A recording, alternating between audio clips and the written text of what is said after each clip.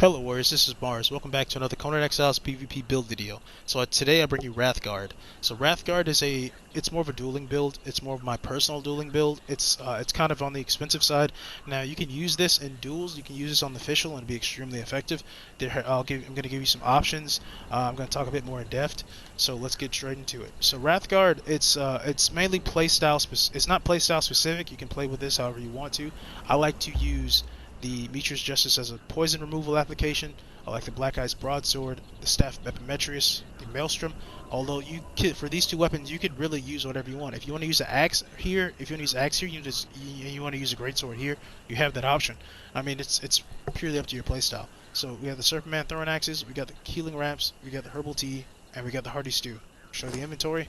So with this build, we're using a Vitality War Paint. I went for the best points for stat distribution.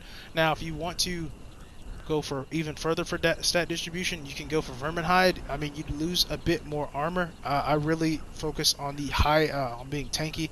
I mean, if you in my opinion, if you're going for medium, if you're going for medium setup and you're wearing any medium gear, go for all tankiness, go for all medium, because I mean you want to be as tanky as possible if you're going to go in that direction.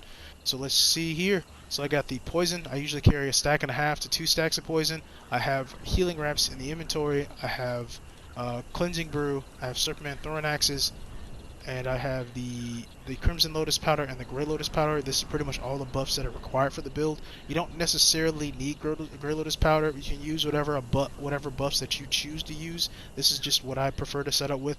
So this way I don't have to worry about the alcohol debuff. So I get 3 of these and 1 of these, so I still get the strength and grit buff from that, and the vitality buff from having 4 total points. 4 total alcohol effects. Then I use the elixir, the Hunter's Potion, which you technically don't need the elixir of sight or the Hunter's Potion for this build. Since it's infantry focused, you're not really using that many melee weapons.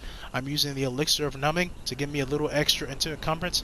Like I said before, my previous build videos, I always stack my points exactly to 20 without the buffs applied, and then I apply the buffs when it comes to encumbrance, because you never want to get caught outside without your encumbrance buff. I mean, without your maximized encumbrance, because if you get debuffed or it just wears off, anytime anybody hits you with the crippling status effect, you're going to be in trouble. And most importantly, you want to run the Elixir of Grace, especially for medium armor builds. My sweet spot for encumbrance, I want to say my agility, I always want that at 26 points. You can go for 25. 26 is only a little bit slower than the tier 3 range. You want to get as close as tier 3 as possible. You don't have to necessarily have tier 3. Tier 3 is honestly the best for medium armor builds. Tier 2, in my opinion, isn't fast enough. You want 26 points exactly. You don't want 25, you want 26 points, because that's going to push you closer to that tier 3 agility range. Okay, let's go over gear. So for gear, like I said, I went for the best possible attributed stats for medium armor. I'm not going to wear light armor with medium armor unless you want those attributes. Go for it. I want as much armor as I possibly can for when I'm dueling. So let's go into it. I'm also using all bolt plating on my equipment. If you want to add in, if you want to reduce the amount of weight that you have, go for armor reduction kits. I usually put that on the chest, the helm, or the legs. That's up to you. So I went with all bolt plating. I have the Helm of the Brute, I have the Commander's chest plate, and I have the Kari Soldier's bracers. So, like I said, this build's kind of expensive. The most expensive thing would probably be the Commander's chest plate. I would say the Cambogian, but the Cambogian's actually pretty damn easy to get nowadays, since you can get that armor in Sinner's Refuge if you have the time to farm for it. It's not hard to get at all. Or you could just run something else like Flawless Catan or Flawless Turian. So let's go straight into attributes now. So I'm wiped all the attributes out. So let's say, like I said, always tier 2 encumbrance, always overstack that, no matter if you have the potion or not. Tier 2 grit. And before I go any further into the attributes, I wanted to talk about how the build setup. So on average, I will have tier 5 strength. I think one of my buffs wore off. Let me check. Yes, I think my strength buff wore off. Let me hit that up real quick. So tier 5 strength. So with tier 5 strength, I get to 124 points of melee damage. On average, it's going to be 118 to 112 points without tier 5 strength. I'm not going for the Blood Mad Berserker perk. I'm looking to get as much possible damage out of the Warhammer as possible, just to match some of those weapons. I'll show you how kind of like work the Warhammer into my playstyle. Next, I usually go for tier 4 vitality. Oh wow, 1 point short. There we go. And then I go for the 26 points here. Now you have the option to build for something else here. Let's see. Oh wait, I gotta make sure. Yeah. There we go. Because I don't have that with a Warhammer applied. So yeah, that's what the average stats look like. That's what those average stats look like without having the Warhammer applied. And with the Warhammer applied, there we go. So I got tier 2 encumbrance, tier 2 grit, tier 4.5 vitality with the Warhammer applied, 26 points exactly into agility, and tier 5 strength. Now the extra damage does come in handy for all weapon types, not just the Warhammer. It's gonna help you. It's gonna help you put people down faster, put people in a rough spot. It's a good amount of pressure. Okay, let's look at the spear game. So I'm talking from my own experience here.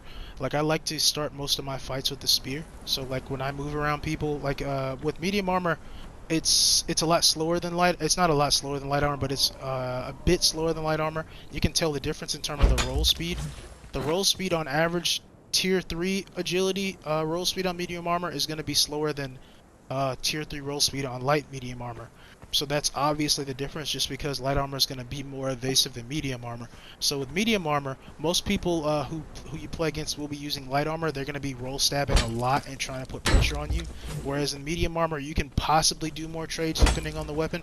And this way, with the build the way it is, you'll be able to deal more damage in those trades. Just because like your spear pokes will do a bit more damage than their spear pokes. So that way, you can put more pressure on them and push on them a lot easier.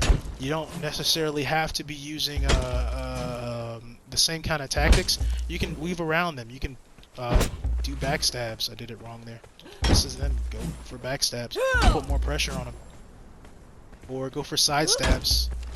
But preferably for my whole playstyle, I like to initiate the Warhammer. So I'll go here, roll Warhammer in between the mid roll. So that way you can put more pressure on people.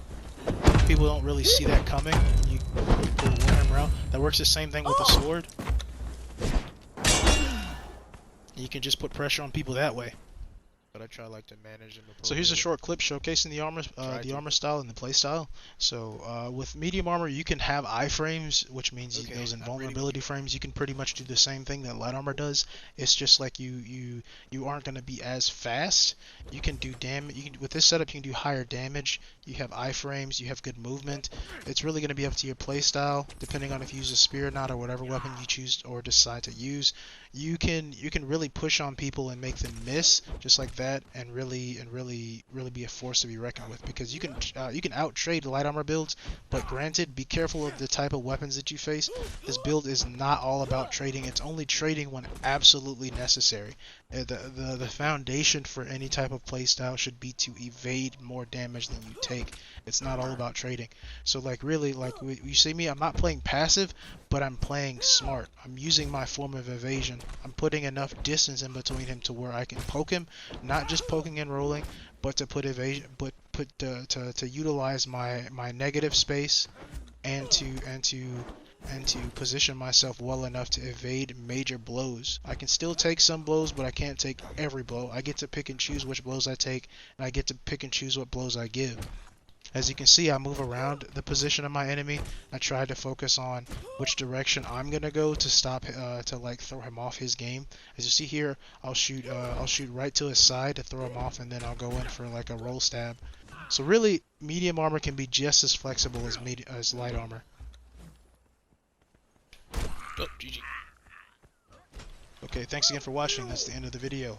If you found anything that's valuable, or if you found some information that you could add to it, please bring it towards the forefront. Also, I haven't been playing much Conan Exiles lately. That's why there's a lack of content.